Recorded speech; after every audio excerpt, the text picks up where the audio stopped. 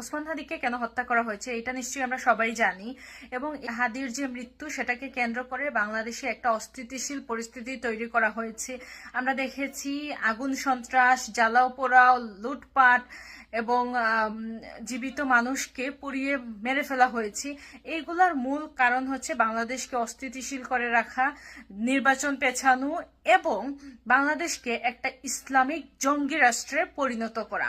আপনারা এই যে হাদির মৃত্যু এবং এইটাকে কেন্দ্র করে ভবিষ্যৎ যে বাংলাদেশ তারা গঠন করতে চাচ্ছে, একটা মৌলবাদী উগ্রবাদী জঙ্গি রাষ্ট্র গঠন করতে চাচ্ছে, এই সম্পর্কে বিস্তারিত শুনুন। ওসমান হাদিকে কেন মারা হয়েছে মোটামুটি আমরা সবাই জানি। তাকে যে রাজনৈতিক উদ্দেশ্য চরিতার্থ করার জন্য যে মারা হয়েছে সেই সম্পর্কে মোটামুটি আমরা সবাই জানি। অনেকগুলো উদ্দেশ্যকে সামনে নিয়েই ওসমান হাদিকে মারা হয়েছে, অত্যন্ত সুপরিকল্পিত ভাবে মারা হয়েছে, এবং যে উদ্দেশ্য, যে রাজনৈতিক উদ্দেশ্য চরিতার্থ করার জন্য মারা হয়েছে সেটা সফল না হলে আরো অনেকগুলো ওসমান হাদিকে মারা হবে, সেই পরিকল্পনা বাংলাদেশে করা হয়েছে।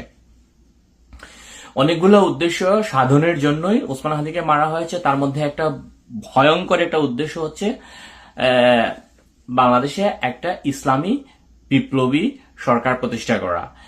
গোয়েন্দা সূত্র থেকে প্রাপ্ত কিছু তথ্য আমি আপনাদের মধ্যে আজকে শেয়ার করতে যাচ্ছি, আপনাদের সচেতনতার জন্য, আপনাদের সতর্কতার জন্য। ওসমান হাদির মৃত্যুকে কেন্দ্র করে বাংলাদেশে একটা ইসলামী বিপ্লবী সরকার প্রতিষ্ঠার একটা নীল নকশা অলরেডি চূড়ান্ত করা হয়েছে, এবং সেই ইসলামী বিপ্লবী সরকার প্রতিষ্ঠার যে নীল নকশা সেখানে দখলদার ইউনূস বাহিনীর অন্ততপক্ষে 3 জন উপদেষ্টা অত্যন্ত সক্রিয়ভাবে কাজ করতেছেন। তার মধ্যে একজন হচ্ছেন আদিলুর রহমান শিল্প উপদেষ্টা, আর একজন হচ্ছেন সৈয়দা রেজওয়ানা হাসান, এবং আরেকজন হচ্ছে ফজল কবির খান বিদ্যুৎ উপদেষ্টা। এবং এই ইসলামী বিপ্লবী সরকার প্রতিষ্ঠার যে নীল নকশা সেটার মাস্টার মাইন্ড হচ্ছে আমার দেশ পত্রিকার সম্পাদক হচ্ছে মাহমুদুর রহমান।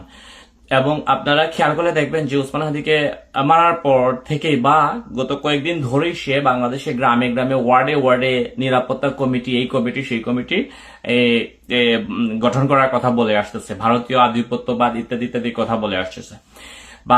এবং তারেক রহমান খুব সম্ভবত 25 ডিসেম্বর বাংলাদেশে আসার জন্য তিনি অলরেডি ঘোষণা দিয়েছেন, এবং তারেক রহমানের বাংলাদেশে আসাটা যাতে তারেক রহমান যাতে বাংলাদেশে আসতে না পারেন সেই জন্য হঠাৎ করে এই বাংলাদেশে একটা অস্থিতিশীল পরিবেশ, একটা অশান্ত পরিবেশ সৃষ্টি করা হয়েছে অত্যন্ত সুপরিকল্পিত ভাবে, যেন তারেক রহমান ভয় পেয়ে বাংলাদেশে না আসতে পারেন।